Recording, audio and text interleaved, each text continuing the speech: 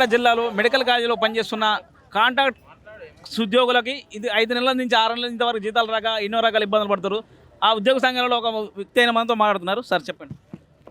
నా పేరు దశరథ, జిల్లా వైస్ ప్రెసిడెంట్ జేఏసీ సూర్యాపేట.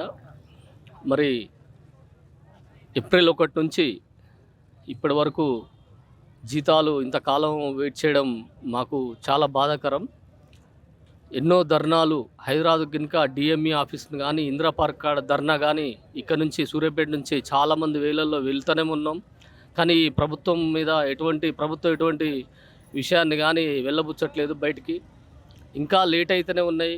ఇంకా ఇప్పుడు రేపు రాబోయే దసరా పండుగ అనేది తెలంగాణలో అతిపెద్ద పండగ. ఇంతవరకు ఎవరు కానీ కనీసం బట్టలు కొనుక్కునే కాదు, తిండికే లేని పరిస్థితిలో నల్గొండలో మిత్రుడు మాతోటి సిబ్బంది డిఓగా పనిచేస్తున్న సిబ్బంది రైలుకు ఎదురుగా పోయి చనిపోవడం జరిగింది కొన్ని రోజుల క్రితం. అదేవిధంగా ఒక వారం క్రితం మన జీజీహెచ్ నుంచి కనుక మిత్రుడు సూసైడ్ అటెంప్ట్ చేశాడు. నిన్న పాలేరులో జరిగింది సంఘటన.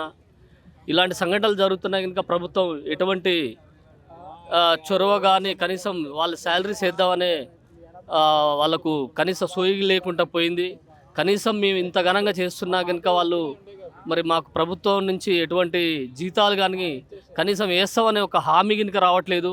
ఇది ధర్నా చేయడం ఇది ఒక మొదటిసారి కాదు. సూర్యాపేట జిల్లాలో పలుమార్లు చేస్తూనే ఉన్నాం, కానీ ఇంతవరకు జీతాలు మాకు పడలేదు. మరి ఇక్కడ ఉన్నటువంటి అందరూ సంఘాలు వచ్చినాయి, రాజకీయ పార్టీలు వచ్చినాయి, మరి ప్రతి ఒక్కళ్ళ సపోర్టు మాకు దక్కుతూనే ఉంది, కానీ ఇంతవరకు జీతాలు మాకు రావట్లేదు. దయచేసి పండగ రాబోతుంది కాబట్టి మా యందు దయ ఉంచి కనీసం మాకు ఈ పండగలోపు వచ్చే విధంగా ప్రభుత్వం చర్య తీసుకొని మాకు సహాయపడాలని, మమ్మల్ని గుర్తించాలని మేము కోరుకుంటూ సెలవు తీసుకుంటాం. సార్ నమస్తే సార్, నా పేరు స్నేహలత, నేను నర్సింగ్ కాలేజీలో చేస్తా. సార్ గత 5 నెలల నుండి జీతాలు రావట్లేదు. మేము ఎన్ని ధర్నాలు చేసి 5 నెలల నుంచి జీతాలు రావట్లేదు చాలా మంది ఉన్నారు. అంటే ఇక్కడ మీ కాంట్రాక్టులు మీకు జీతాలు ఇస్తలేరా? గవర్నమెంటే మీకు జీతాలు వేస్తలేదా?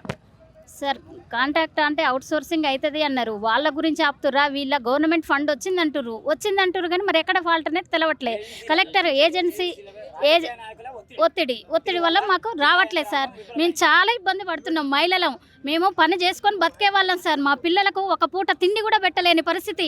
ఇల్లు కిరాయి ఉంటే తాళాలు వేస్తారు సార్.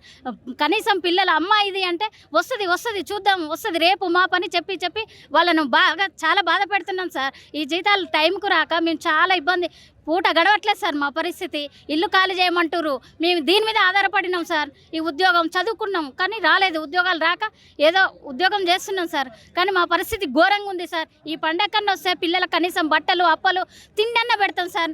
రోడ్డు మీద వాళ్ళ పరిస్థితి ఘోరం సార్. మా పిల్లలు ఇబ్బంది పడుతున్నారు, మేము చాలా ఇబ్బంది పడుతున్నాం. ఒక పూట తిండి కూడా వెళ్ళట్లేదు సార్. చెప్పుకుంటే మాది చాలా ఘోరంగా ఉంది సార్. ఏదో అందరం మంచి చదివినాం, డిగ్రీ పీజీ ఉన్నవాళ్ళం, అవుట్సోర్సింగ్లో వచ్చినాం సార్. మరి ఇక్కడ ఏజెన్సీ వాళ్ళు రాజకీయ ఒత్తిడి వల్ల మమ్మల్ని ఇబ్బంది పెడుతున్నారు సార్. వాళ్ళకు ఒక నెల ఒక ఎంప్లాయ్ లోకల్ రాజకీయ ఒత్తిడిలేనా లేకపోతే స్టేట్ వైడ్ రాజకీయ ఒత్తిడినా మీ మీద? Local sir, local Suryapet local sir. మేము సూర్యాపేట జిల్లా వరకే జరుగుతుంది, అందరికీ పడ్డాయి సార్.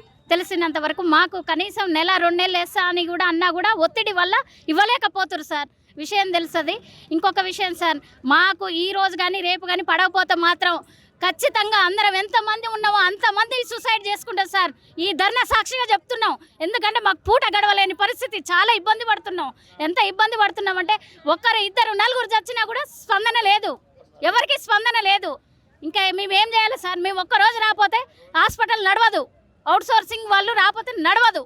మేము వస్తేనే గవర్నమెంట్ వాళ్ళకి 1 నెల 1 తారీఖే పడుతుంది. మాకు ఈ 6 నెలలైన మా పరిస్థితి ఏంటి సార్?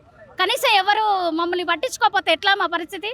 ప్రభుత్వం కానీ వీళ్ళు కానీ ఎవరు పట్టించుకోకపోతే ఎట్లా సార్? ఓకే, చూస్తున్నారు కదా సార్, వెంటనే వీళ్ళకి జీతాలు ఇచ్చి వీళ్ళ ప్రాణాలు కాపాడే బాధ్యత ప్రభుత్వ చేతిలో ఉంది. దీనిపై సీఎం గారు, కలెక్టర్ గారు వెంటనే స్పందించి వీళ్ళకి తగిన న్యాయం చేయాలని కోరుతున్నాము. Thank you.